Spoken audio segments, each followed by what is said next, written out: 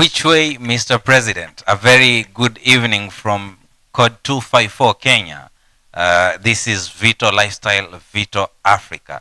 My name is Emmanuel Gona and I'm joined here by a brother, Heri Kombe. And today we want to understand better on what exactly Mr. President, His Excellency Honorable William Samoei Ruto wants to take us to. Okay. Tunataka kujua ile njia yenye tunaendea. Kabisa. You remember some days ago, I think 2 days ago, he said that they are lifting the ban of logging. Yeah, I remember that. And he's among wale watu ambao last year ki celebrate his birthday. I remember we had a podcast hiyo siku nikiwa na Mr. Benjamin. Na akawa ame-launch 15 billion trees wakati celebrate his birthday. Kabisa. Ambayo it was a very beautiful initiative. Kabisa. We also aware of the wife, First Lady, ambayo she has adopted, I think, is it 200 acres somewhere? Yeah. Ambao ameplan kufanya restoration. But the big question, which way, Mr. President? Which way, Mr. President? Actually, to me, ile siku ya kusherehekea siku ya kuzaliwa, nakumbuka tukisema trees for birthday. Yeah, I felt challenged. Na it was like a sun rising. Sure. It was a day of hope, a day of awakening, a day ambayo ilikuwa ina signify new beginnings for Kenya, kwa sababu unajua green is life. Kabisa. Na miti inafanya mahali papendeze. Kabisa. Inafanya mazingira yawe safi. Haswa. Tunapata hewa safi, tunapata maji safi. Kwa hiyo ilikuwa ni siku ya shangwe, nderemo, vigelegele kwa Wakenya wote, kwa sababu angalau for the first time actually in history, baada ya zile zama za kina Harambe na Nyayo, unajua wakati ule pia Wakenya walikuwa wakipanda miti mingi sana. Naam. Tumepata kiongozi au tulikuwa tumepata kiongozi ambaye ameweka mazingira mbele, ile kutangaza kwamba nchi ya Kenya itakuwa na vision ya kupanda miti bilioni 15. Naam. Ilikuwa ni kielelezo ambacho ametuwekea kama Wakenya. Kabisa. Kitu ambacho tulikuwa tunasubiri tu ni kile kipenga cha kupanda miti hii kipulizwe na tuelekezwe jinsi gani kama Wakenya tutaanza kupanda miti hii, kwa formula gani, tunaanzia wapi, tukielekea wapi. Basi mpaka sasa juzi tumepata swali hili sasa. Umetuacha katika njia panda. Naam, tuchukue njia gani bwana rais? Mpenzi mtazamaji, najua unaweza kuwa mjadala moto sana, kwa sababu umekuwa mjadala moto tangia juzi pale, na tunakukaribisha basi kwa moyo mkunjufu pale. Ukaweze kujiunga nasi ndani ya Vito Africa YouTube channel pale ambapo tuko live kwa njia ya comments pale. Unaweza kuangusha comment zako pale ili tukaweze kusonga moja kwa moja. Vile vile ukumbuke kwamba unaweza kutufuatilia kupitia mitandao yote ya kijamii. Tuko Twitter pale @Vito Africa 1, Facebook @Vito Africa na TikTok @Vito Africa. Kabisa. Kuna vitu ambavyo Kenya hii huwa vinatokea, lakini tunajaribu kuangalia ni mambo gani ambayo pengine yanasukumia mambo haya afanyike. Mr. President ameweza kuongelea kuhusiana na kuondoa hii ban. Kabisa. Na cha kushangaza zaidi, baada ya yeye kusema hivyo, Kenya Forest Services ndio sasa nao pia wakajitokeza na what we'll call it a backup. Okay. Ambayo kidogo Wakenya wamekuwa na mixed reactions. Kuna wale ambao pengine wameisupport, wale wengine ambao wameona kidogo pengine kuna mchezo ambao pengine unafanyika. Kuna baadhi wamekuwa wakisema pengine Kenya Forest Services wamekuwa wanatumika vibaya, ama ni kama wanagongelea ule msumari kabisa wa mwisho baada ya Mheshimiwa Rais kusema vile. Pengine tupitie tu baadhi ya yale ambao KFS wameweza kuyataja kama sababu zao za kimsingi za kuhakikisha pengine ban hii inaondolewa. Ikumbuke kwamba tunapoongelea kuhusu logging, pengine kwa yule mtazamaji ambaye pengine hata kuwa pengine ana ufahamu, inamaanisha tu in layman language ni ukataji wa ile misitu. Kwa hiyo sasa Kenya Forest Services wamejitokeza kimasomaso pale kusema kwamba actually miti by right inatakiwa kuwa harvested. Wow. So they are calling that harvesting. So wamesema kwamba miti inatakiwa ikifikisha between 25 years and 30 years inatakiwa kuwa harvested, or else they'll rot. Okay. Yes. Na KFS ni shirika ambalo ni la nchi ya Kenya, na ni wengi wao ni wataalam wa masuala ya mazingira. Natokea kama kinaya kwa wao ku back up move kama hii.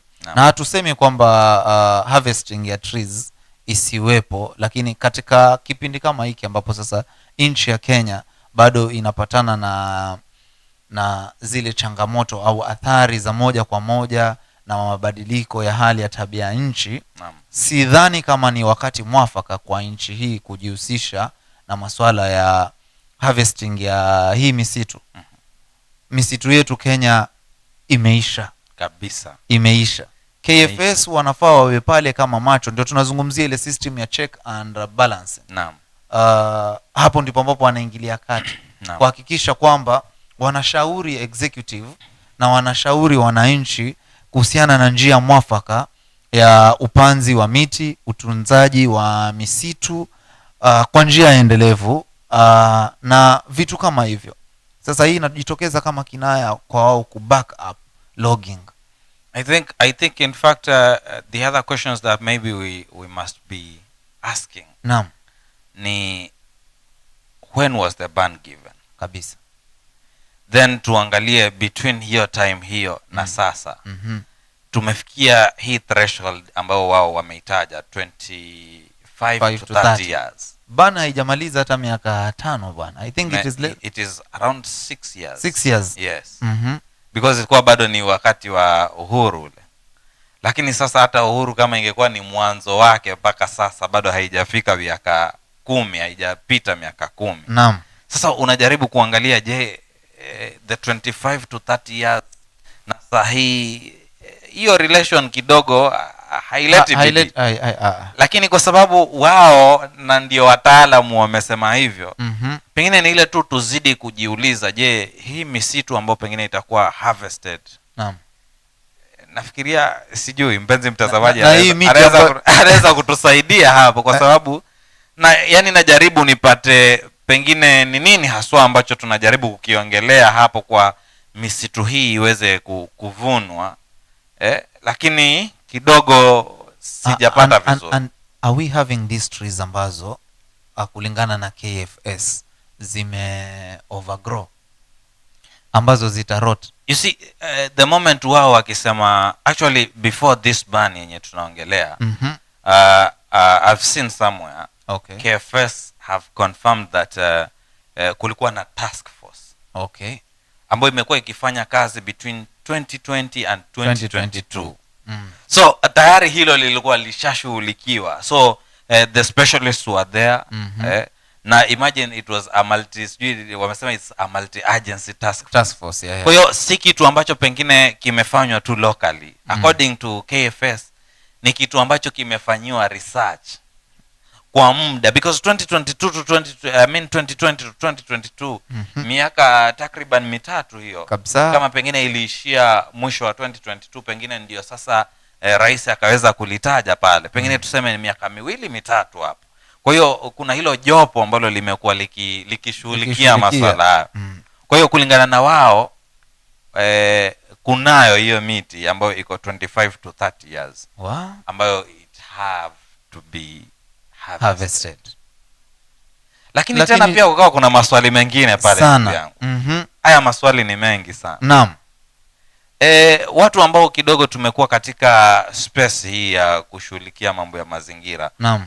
Wakati tukiadvise watu wapande miti, ama sisi wenyewe tunapoenda kupanda miti. Naam. Tumekuwa tukirelate sana na carbon. Yeah. Kwamba hii miti inapokea ile carbon. Na sasa inasadikika kwamba mti unapozeeka zaidi, naam, basi huo ndio una absorb vizuri ile carbon. Kabisa. Hata umesema watu wanaojihusisha na mazingira, lakini I'll take you back to, unajua I like the Kenyan education system. Naam. Inafunza basics at primary school tulifunzwa kwamba hii miti huwa ina absorb carbon 4 oxide. Wakati ule tukiambiwa ni carbon dioxide. Alafu inatupatia oxygen. Exactly. Kwa hiyo ile carbon cycle pale inakuwa iko balanced. Kwa hiyo ina maintain a check and balance kwa environment. Ni vitu ambavyo hata watoto wadogo au wa nursery class 1 2 3 ukiwauliza quiz ni grade 1 grade 1 kabisa. CBC. Shukran sana retired. Ndio. Naam, ukiwauliza vitu kama hivi ni vitu wanafahamu. So it's saddening and also heartbreaking kuona kwamba we are running away from the very basics. I do not know what normally happens actually.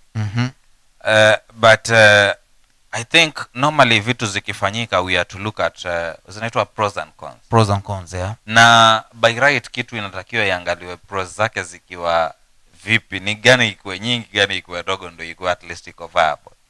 But in this case, according to me, it is not speaking my mind, but I'm forced to. I think no, we are not just speaking our minds, but the reality of things as they are. It's a lifestyle, you remember. I think Naam. Na ni kuwe hivyo. Hakuna any justification ya miti ikatu. Hakuna. Because tukiongelea kuhusiana mambo ya climate, the climate change issues, hiyo ni it's a global crisis. Yeah. Na siku zote tumekuwa under I've just remembered something. I think last week we were in a Twitter space somewhere and we were talking about some other issues, though kuna mmoja akaweza kuniuliza pale kuhusiana na issue ya global north and global south. Issue ilikuwa ni kwa nini global north hawataki kutake the responsibility, because we believe that wao ndio wame emit zaidi. Sisi hatuja emit zaidi kama global south, though we are the ones who are suffering the most. So mimi I remember very well nikiongea pale kwamba hizi vitu we should not go that way kabisa, otherwise we'll be messing up with ourselves, because already we are suffering. Now if we are going to look at it tena tuanze kusema the global north blah blah blah, sisi wenyewe we have to do something pale kwetu with the locally available resources. No wonder siku hizi hata ukifuatilia kuna zile locally led actions, right? Ambazo ni vitu ambazo ndio maana siku zote hata hapa pia tumekuwa tukishauri watu kwamba tujaribu sisi pale kwenye uko panda miti, ukuwe na mboga ma kitchen garden. We've used Vito lifestyle actually kusaidia sana katika hii story za mambo ya climate sana. Sasa inakuwaje tena sisi tuanze kulaumu pengine global north wakati hapa sisi wenyewe tunataka kukata miti ambayo hatuna. The other day we had a specialist here, or rather a guest from mtu ambaye anajua mambo ya Arabuko Sokoke. A forest ambayo ambayo iko karibu tu na huku kwetu, iko Kilifi County huko. Akawa anaongelea kwamba kuna ile miti ambayo miti asilia ile imeisha. That one was Kazungu, not KK, Yes. Imeisha kabisa.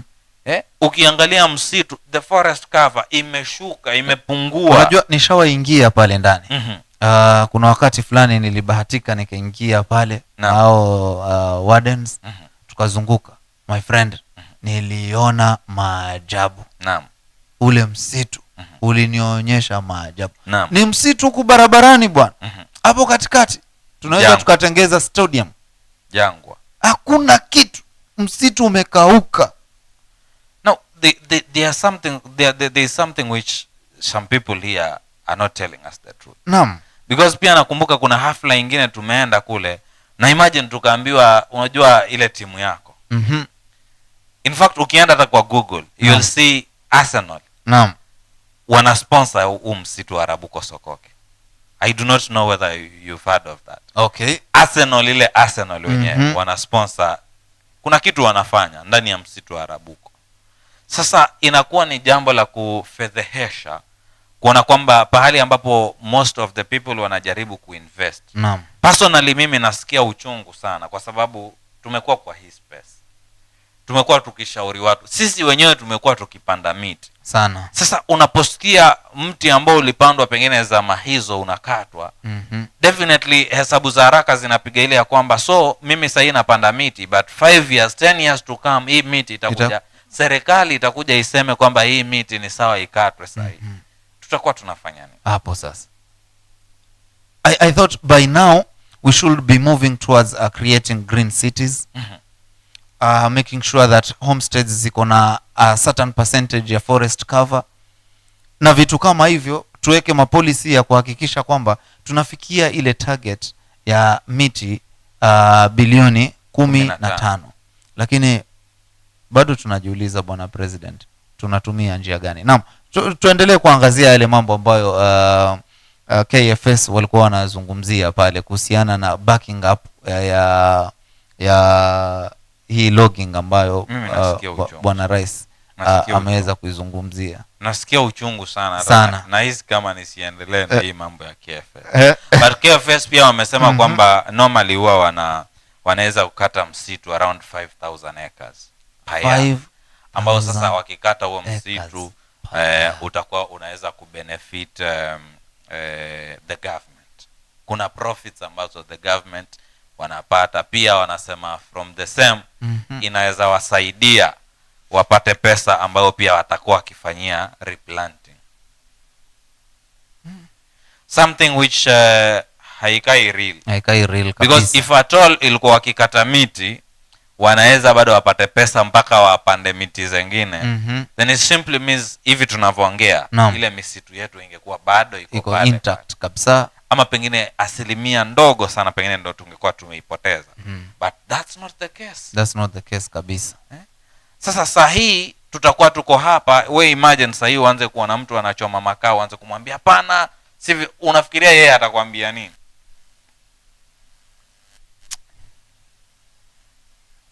What are our priorities?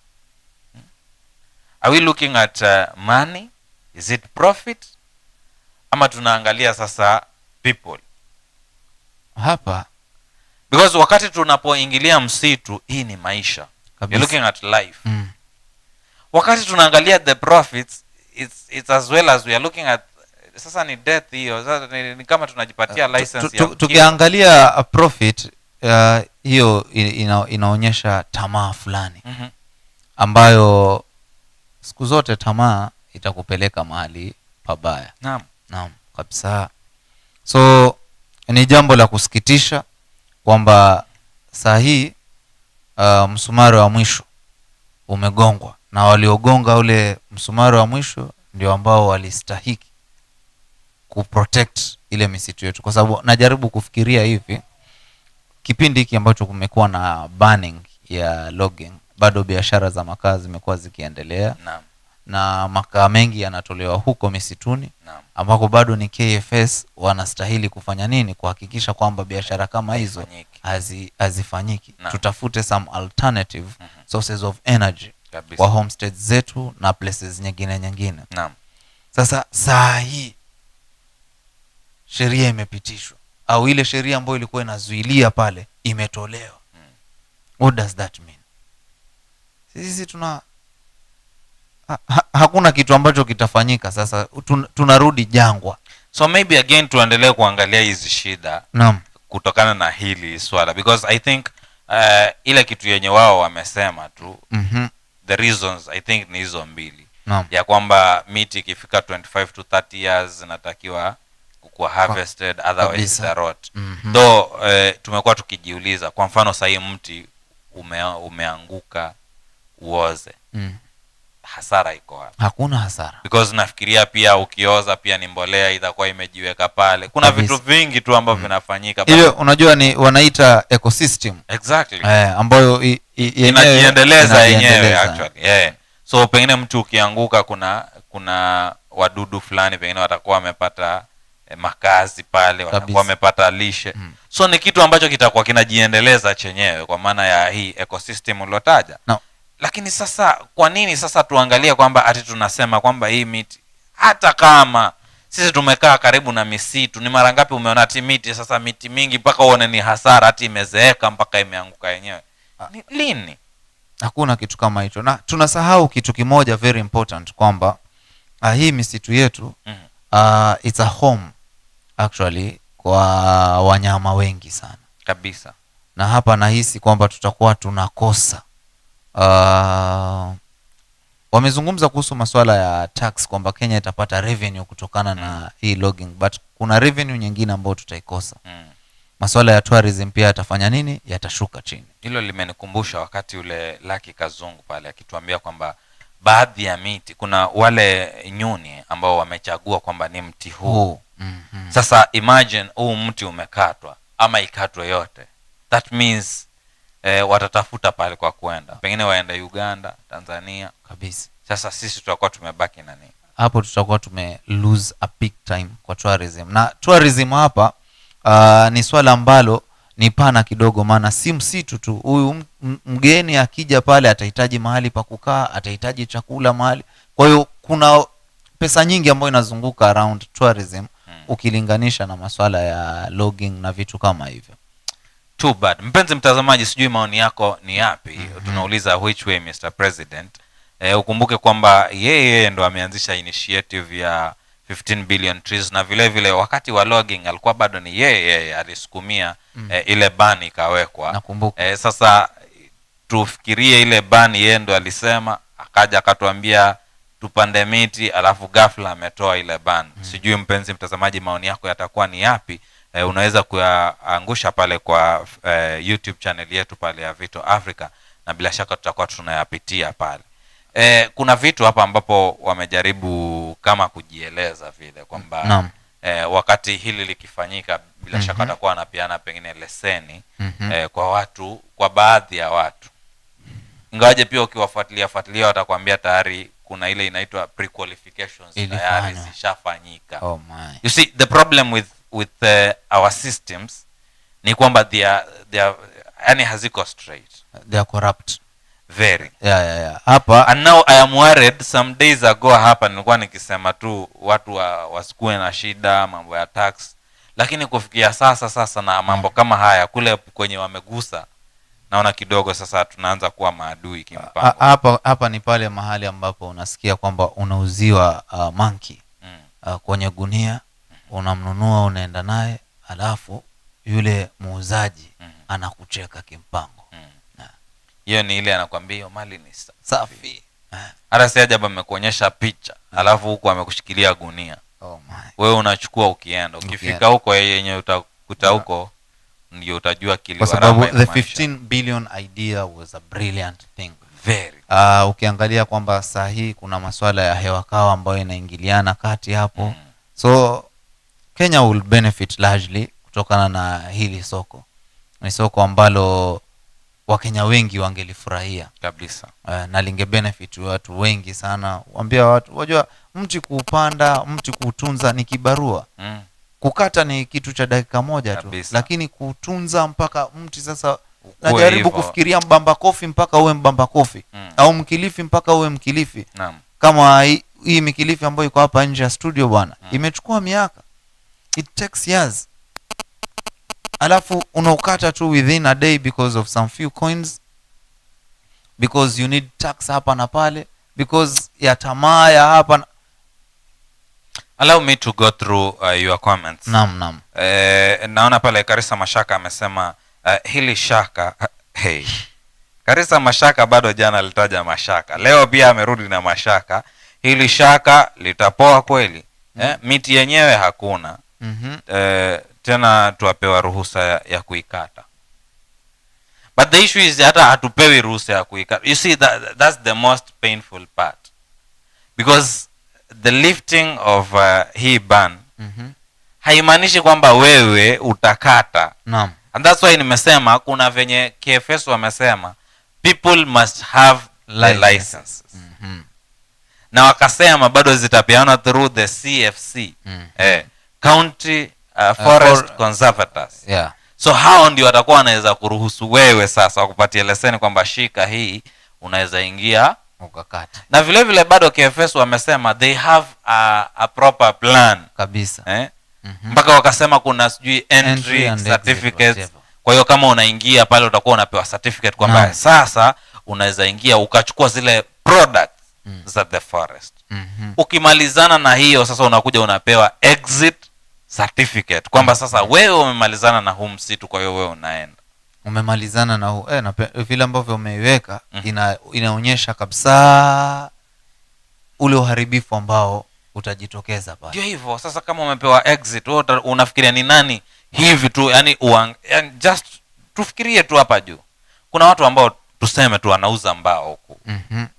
Niambie yule jamaa leo hii umempatia sasa certificate kwamba ingia kwa msitu tafute zile products. Naam. Ukimaliza tutakupatia exit. Wewe niambie atatoka vipi? Yeye ataenda kasafishe, akitoka hata sasa hana.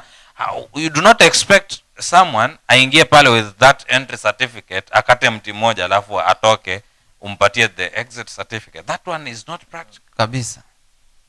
Lazima watu wataenda kule, anaenda anajua kabisa, maana sijui nikitoka huko nitaruhusiwa vipi tena. So nikiingia hapa na hakikisha kabisa mimi nishamalizana nao. Sijui pengine wao watakuwa wamesema, pengine kuna mbinu zingine hapo ambazo pengine watakuwa mikakati ambao wameweka, wamepangilia, but I do not think kwamba kuna vitu venye to me will sound as valid za kufanya hawa watu iruhusiwe tu venye. Unajua tukija kwa masuala ya mikakati, hapo nyuma kidogo kulikuwa na hii masuala ya, kuna portal ilikuwa imefunguliwa ya kuajiri wale nursery attendants. Na kwamba kutakuwa na recruitment ya the Green Army Movement. Jambo ambalo lilikuwa ni jambo la kufurahisha sana kabisa. Lakini inasikitisha kwamba nduru za kuaminika zinasema kwamba ile portal haifunguki. Mimi mwenyewe an hour ago, atasema saa mengi, an hour ago nimeulizwa kwamba kuna mtu ameniambia sasa mimi nimejaribu. Unajua pia tukiwa hapa kushauri watu vijana fanyeni hivi. Mtu ameniuliza nimejaribu. Last time alijaribu kwa simu, nikamwambia pengine ni simu ni ndogo. Hata mimi nilijaribu. Nikamwambia sasa wewe fanya hivi. Nenda basi kwa hata cyber nini vitu kama hivi. So leo nikaulizwa ikoje? Mimi nimekosa jibu. Sasa kama ile mikakati ambayo tulikuwa because hizo sasa ni strategies za kuattain the 15 billion trees. Lakini kama hizo tayari sijui, maybe wao wako na siku maalum ya kwamba basi kufikia siku hii ndio pengine watakuwa wamefungulia rasmi, sijui. Pengine iko namna hiyo na watatuambia. Lakini unafungulia upanzi wa miti na huku umefungulia, unajua ni sawa sawa na umeanzisha biashara ya kufuga kuku alafu uenda sokoni uenda wanunua visu vipya vina makali. Hapo kuna kuku ambaye atakuwa tu maturity? Hakuna. Maana wewe kazi yako itakuwa kufanya nini? Kuchinja na kuada. Wewe umefungulia biashara ya ukataji miti kabla ya kuanzisha ile ya kupanda. Ama unachukua mbuzi wako wenyewe, umepanda mahindi alafu nataka kufunga mbuzi wako pale shamba ya mahindi. Yani sasa unajua wakati tukiongelea ukataji wa miti, yani it's the worst because sisi tunajua miti ikikatwa hakuna vile sisi hakuna kusurvive. Hakuna kabisa. Green so whether tutasema watakata miti 1 million tupande 10 million, still it won't work because the rate at which hii miti itakuwa mpaka tuanze kuona zile benefits za hii miti. Mbali na kusema the rate at which hii miti itakuwa, tujiulize tu swali, are we disciplined enough to implement that? We are not, but I am assuming suppose hata hiyo ingefanyika. Kwa niambie saa hii miti tuseme miti 10 kidogo na mti mmoja mkubwa. Unajua hii miti midogo ni 10 ndio, lakini unaweza kosa yani unaweza hata kuidharau, haikusaidii. Hapo umeinacha tu hapo. Uinache tu maturity pana kibarua mpaka upate kivuli. Unakumbuka by the way kuna mahali tulitembea tukaona watu wamekata mti ni kwake ndio, lakini you are feeling that pain. Yani mti ni wake aliupanda lakini ameukata, wewe you are feeling that pain, yani like sasa tuendelee na hizi comments hapa. Okay. Wise Kompala amesema logging simba ya sana cause ni source ya income na pia at least kuna raw materials za products fulani zitapatikana. So considering okay, it's a source of raw material. Yeah. But tunaangalia Kenya kama ilivyo katika kipindi hiki. Ndio tunajiuliza which way. Do we have hizo trees za kukata? Wamesema ziko. Tena wamesema zimekomaa. Lakini tunajua hali halisi, tunajua kwamba ndio tumesema ile system ya check and balance imefail hapa. Because that's the same thing pia hata watu niliona kule wakianza kuuliza KFS. Naam. Hii ndio sababu pia mmeweza kuuza zile baobab trees kule. Unaona sasa. Because unajua by the way wakianza kuuza sisi tulikuwa tujaanza kukunywa juice za mabuyu. Lakini imagine tulivyoanza kunywa. Sasa kila mtu anaanza kujiuliza sasa kwa nini hata inauzwa? Because you see most of the things na viko tu vitu simple. Hata wale wa kuongelea mapenzi wenyewe watakwambia kwamba mtu unapokuwa naye karibu kwenda usimthamini. Lakini that moment akiondoka hayuko, hapo ndio utajua ile thamani yake. Just the same case. We are not saying that raw materials are stock because as much as the ban was there, right? Mbao haziuzwi. Mbao zilikuwa zinauzwa. Makaa hayauzwi. Makaa yalikuwa yanauzwa. Now the problem is lifting that ban it translates to anyone can do anything. Kabisa. Hatuwezi danganyana sisi kama wa Kenya vile tulivyo. Just the same case tukienda kwa demonstration kwa mfano. According to our constitution ime allow kwa peaceful demonstrations. Do we normally demonstrate peacefully? We don't. Uliza wa Kenya maana demonstration. We don't. Kama unaweza kutumia peace na demonstration kwa the same sentence. Haiwezi. We are not that disciplined. So the same case sisemi kwamba Wisecom chenye anasema ni kibaya. Naam. Lakini I want to assure you that hii logging haitufai sisi kama wa Kenya. We are not disciplined enough. Yeah, and it's not sustainable kwa nchi yetu ya Kenya. It is not as at now we don't need that logging. In fact kitu yenye hata nimekumbuka pia umetaja hewa kai na ni kitu ambacho tunaweza kiharvest na tukauza kabisa. If we want hii pesa yenye tunasema tunataka sijui tax, tunataka revenue sijui vitu gani, name them. If we really want that, let us plant trees. Very many trees.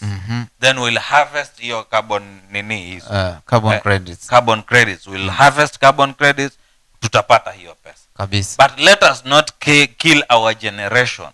There is no way that we will compare life na profits. Hakuna. When we are talking of logging, then we are talking of killing the generations that we are having right now and the generations to come. Yeah. You can imagine mti ambao umekuwa for 20 to 30 years. Miti ambao iko of our age ikatwa. Unafikiria hao wenye wako nyuma yetu hapa watakuja kuiona lini miti kama hiyo? Watoto wetu watakuja kuona, because nao shida ni kama ile yenye Waswahili walisema kwamba mchovya asali hachovi mara moja. So the moment tukisema acha tukate kuanzia 25 to 30, hiyo ni within 1 year tutakuwa tushamalizana. Next year tutasemaje? Tutasema sasa from 20 to 30 I mean 20 to 25 zimemachua. Tunaanza kuenda hivyo within 5 years tushamaliza kila miti kabisa. Ati in the name of tutapanda mingine tena, hata si tutapanda, because now the problem is tunaona tu rais akipanda ama first lady akipanda ni vitu tunaona pengine wanapanda wakipiga mapicha. We are not, and most of the time wanapanda mti mmoja tu. Ndio nasema ni kupandia picha. So hatuko sure kama wako katika hii ya 15 billion campaign ama bado ni rehearsal. Baada ya kupanda, je, wanafikiria ni nani atakayeuangalia mti huo to maturity? Too bad. Acha tumalize ile comment kwa sababu ilikuwa ni comment pale. Naam. Wisecom pale amesema iko sawa hiyo kwa sababu kuna raw materials. Na by the way tusisahau kwamba it's the same thing yenye tumekuwa tukitumika. Naam. If you listen to the war between the global north and the global south, you will always be told that the global north has been using Africa, or rather the global south, to get their raw materials from us. Waende wakazifanyie kule, zirudi kwetu huku zikiwa sasa finished products tuuziwe sisi gali. Lakini bado in that process wao kule wataenda wakatumia ma industries nini wa emit carbon, hizo GHCs nyingi. Alafu tena zikuja zitu affect sisi because sisi hatuja develop. Are you saying that wamekuja wamechukua kutoka kwako the raw materials zenye umesema, wameenda wakaprocess zile vitu, wamekuletea wewe wakuuzie gali tena wewe umie tena wewe ambao uliwapatia.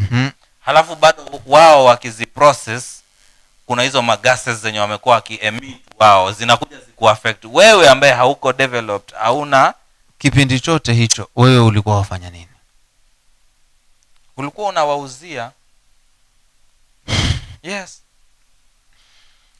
So as much as we are looking at this, tumesema pros ziko, cons ziko kabisa. But in this case, wakati wowote tunapoongelea kuhusu miti, hakuna cha pros. Hapo tusidanganyane. Most recently hapa miaka 2-3 sisi ndio tumekuwa tukisema joto. Juzi tu ama kwa sababu hii last week na hii wiki nimekuwa nikisema isifue mvua imemnyea. Nimenyeshewa mimi.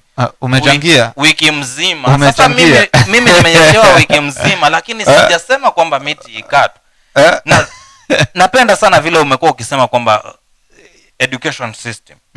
Mimi nakumbuka tu tukiwa wadogo tulikuwa tunajua mvua haitoki kwa maombi. Kabisa. Mvua inatokana na miti. Kabisa. Miti tukiikata, juzi miaka 2-3 imepita tumekuwa tukilalamikia joto. Tukikata miti mvua itatoka wapi? Hilo sasa ndio swali. Tunaenda wapi? Maana tukikata hii miti hakuna mvua ambayo ile miti yenye tutapanda itamea, hakuna. Mvua kidogo tu wa Kenya wanataka kukata miti. Mvua tu kidogo. Wiki moja tu hii. Bwana sawa, lakini Wisecom asante kwa maoni yako. Madaraka Katana pale amesema on my view I can say harvesting ni sawa for the mature trees but Kenyans hatujafikia hapo mahali.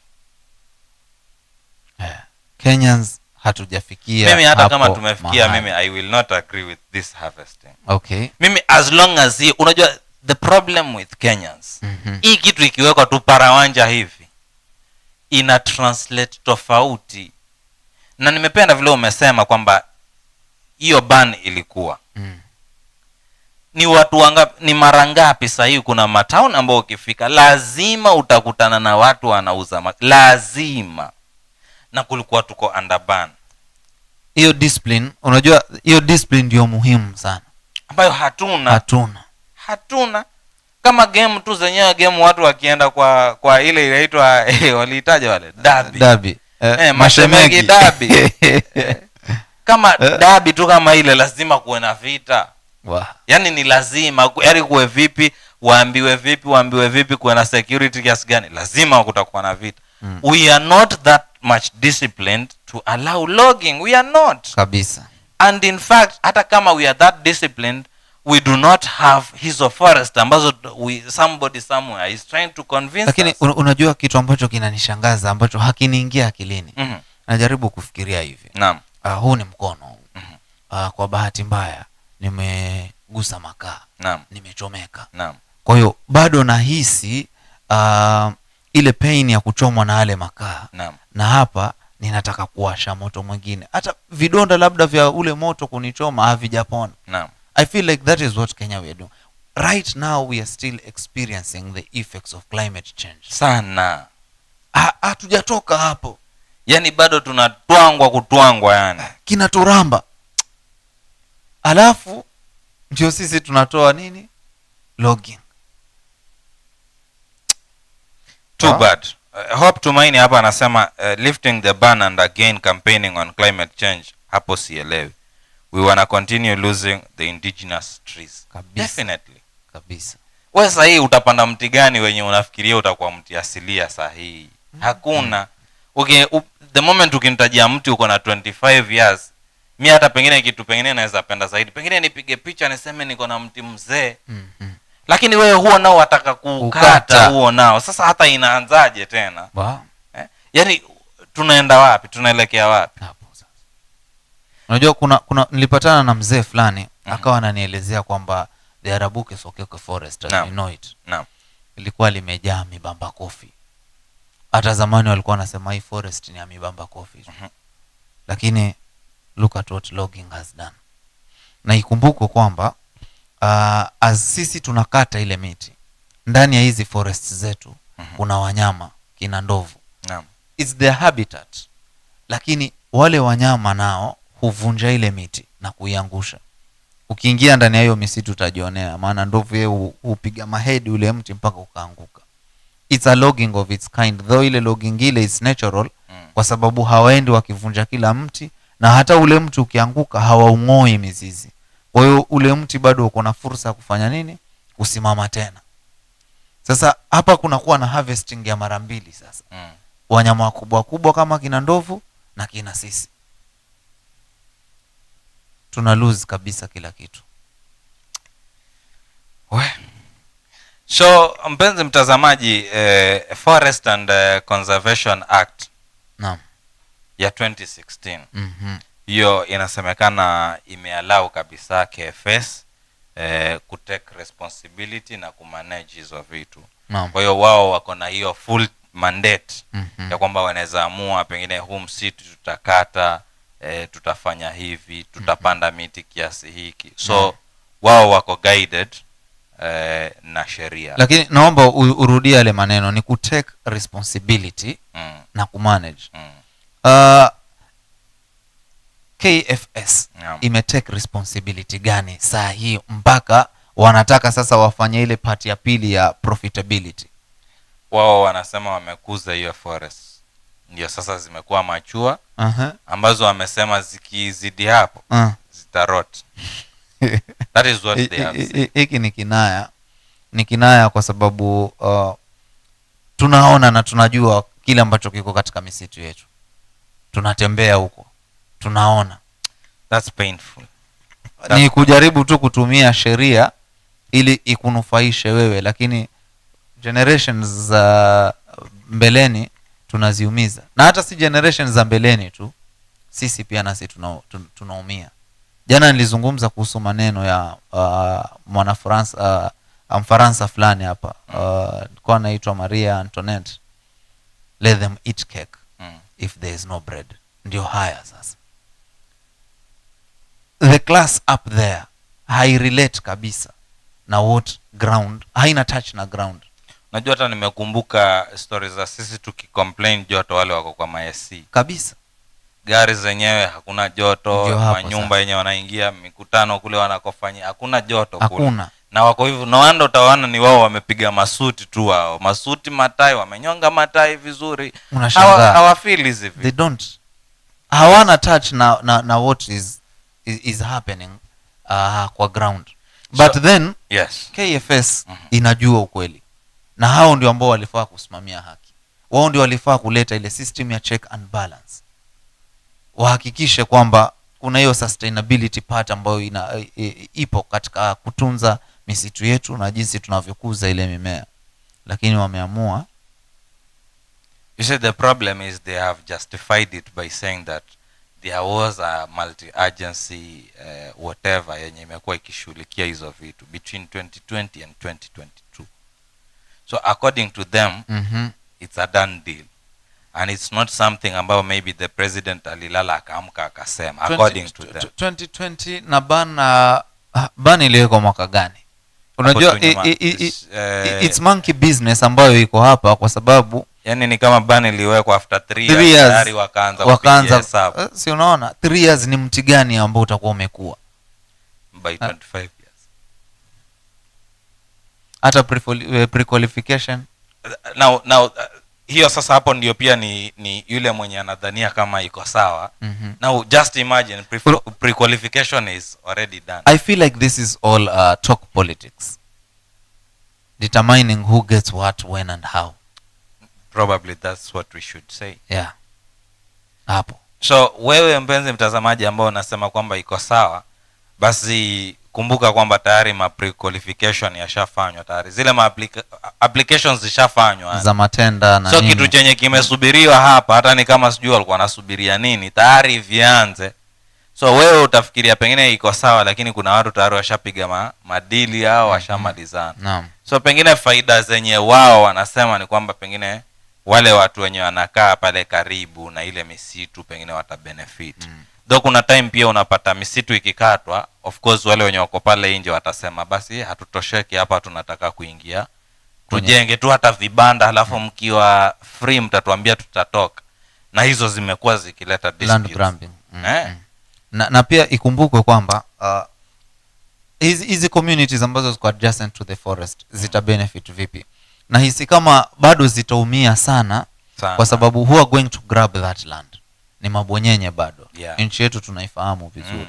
At the same time the human wildlife conflict inaingilia hapo kabisa. Kwa sababu nashukulia kama ndovu umewaharibia maskani yao, itabidi sasa watafute alternative places za kuishi. Kwa hiyo most of the time watakuwa wako ndani ya homesteads zao, watu ambao wako adjacent kabisa. So hapa yani ni ghasia ambayo inatengezwa, anarchy, conflict ya watu wanyama itaongezeka, conflict ya watu kwa watu itaongezeka, conflict ya watu na environment yake itaongezeka, conflict ya wananchi na viongozi itaongezeka, umaskini ndio utazidi kuongezeka. Climate change yenye tumekuwa tukililia sasa hivi tukawa tunafikiria we are fighting for climate justice. Hiyo nayo in fact that is the word, climate justice. Sasa hii it's climate injustice ambayo inaelekea kufanywa sasa. Inauma. So maybe tutaje tu sasa hii haitakuwa na nguvu sana, kwa sababu sasa the 15 billion trees. Naam. Yani what was this? A talk show? Talk politics. Or PR thing. With the 15 billion trees, who are going to plant these trees? Obviously is the community. Ndio hiyo yenye walikuwa wamesema the Green Army. Ambao sasa bado hatujajua kuko vipi kabisa. Are people educated on the same? How they are going to do it? What is the strategy ya kuachieve hii 15 billion trees? I think even in the counties bado wameweza kuallocate some funds ya mambo ya trees. But I think I'll agree with you, the communities are not empowered in any way kabisa. So like unaweza pata kwa budget imeambiwa kwa mwaka huu kutakuwa na miti pengine county ipande miti 1,000,000. The biggest challenge is watakuja tena waanze kutuambia kwamba let us do capacity building, let us do this. So ile pesa itatumika huko badala ya kupanda ile miti. Hata hizo seedlings tunazitoa wapi saa hii tuseme tunataka kupanda? Nilisikia kwa wengine wanaenda na seedlings 2,000 waseme we've brought you 20,000 seedlings. Sasa itakuwa imepandwa in paper. I think that's the target. Si unaona sasa. Na maybe pleasing the global north, maybe to see to show them that we are doing something towards attaining climate justice. But I think we've lost it. Yeah. Hii imeenda. Bro, acha tusome comment ya mwisho tuondoke. Naam. I am tired. I am now hungry. Okay. Nimechoka. I do not know, maybe Mr. President yeye atakuja pengine aeleze yeye mwenyewe vile iko, or maybe we can do some consultations here and there, maybe we'll be convinced at some point. Okay. Though I'm not so sure. Ramesh Flavor pala amesema nategea hadi tamati. Asante sana Ramesh. Shukran sana Ramesh. But Mr. President kuelezea, he's a good orator. Yes. Anajua kuzungumza sana. Yeah. Na ukimsikiza lazima utaingia boksi. Hata hivyo kama tulivyotangulia kusema, ikija kwa masuala ya logging na misitu, hapa hakuna cha debate nyingi. Misitu inafaa itunzwe. Ni Wakenya na si vinginevyo. Ni Wakenya wajitolee, wasimame. Ndio ule wimbo ule wa Kilifi Youth Choir ule sahi, yani nahisi kama unaingilia sehemu yake kabisa. Ni nani atakaye simama imara kulinda mazingira yetu? Ni sisi wananchi, tuwe mbele daima. Tuhakikishe kwamba hii bendera ya kijani tunaipeperusha siku zote. Yani najaribu kuimagine tukikata hiyo miti then tuenda wapi?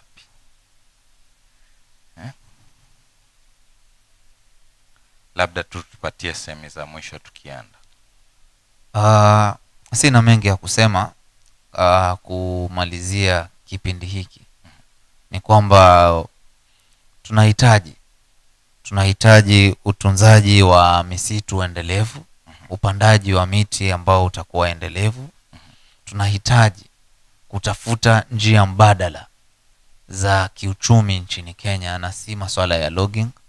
Tunahitaji ile Green Army iweze kuwa activated, ingie, take action, na kila Mkenya acheze jukumu lake katika kuhakikisha kwamba masuala ya mabadiliko ya hali ya tabia nchi yanaafikiwa au yanakuwa mitigated vilivyo.